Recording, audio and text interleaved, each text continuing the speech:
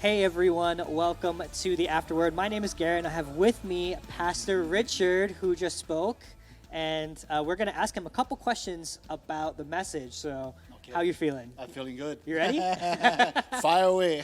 Okay, here we go. Okay. Question number one. We talked a lot about living lives of gratitude, right? And so, what's one way that's helped you to kind of slow down and turn your heart back to gratefulness, especially in moments that, tensions are high, or, you're seeing something that you want, and it's just like, how do you turn your heart back to gratefulness? I'm starting to get older, and I'd like to think I'm getting wiser. So I'm going to answer that question in two ways, physical and then the spiritual. In the last 12 years, say, for instance, I used to think I could do it all.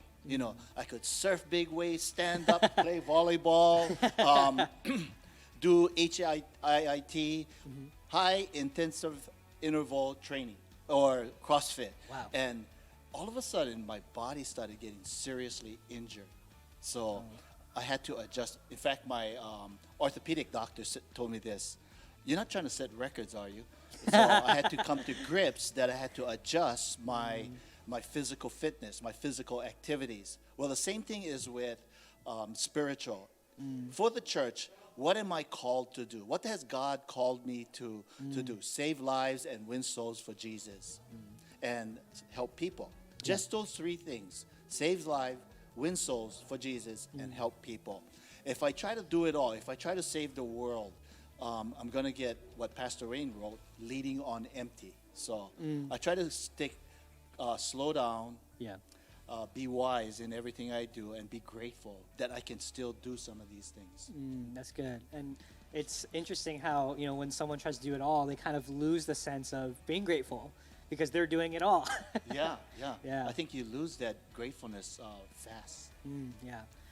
Question two. Okay. So you mentioned in your last point was an urgency, about the gospel, an urgency to make things, to bring everything right. Yeah. I think it was an urgency to make wrong things right. That was Yes, the quote. yes. And how do we keep that urgency and not let it evolve into an anxiety?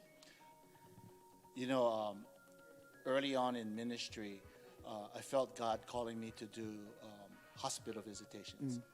I didn't like doing hospital visitations.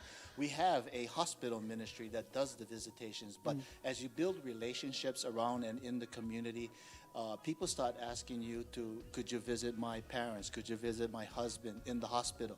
90% of those visitations were for non-believers. Wow. So I didn't quite like it, but I felt God moving me to do these visits. Yeah. So every time I went, I would pray to God, show me something in the Bible that I can point them to. Show me something in the Bible that I can create a story, a principle from, to talk to them and show a little bit of light of Christ to them.